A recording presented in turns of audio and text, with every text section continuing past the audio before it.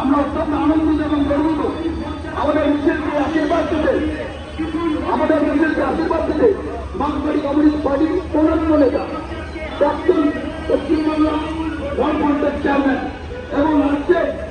এই মিছিলের পুরোধা পিতামহ বিশ্বকর্মা বিমানবাবু বিমানবন্দর মাননীয় বিমানবন্দর আমাদের মধ্যে উপস্থিত আছেন এবং তিনি সাথে মিলে এই মিছিলের আপনাদের কাছে এখানে সম্মানীয় নাগরিকদের কাছে রবীন্দ্রনাথ ঠাকুর রবীন্দ্রনাথ ঠাকুর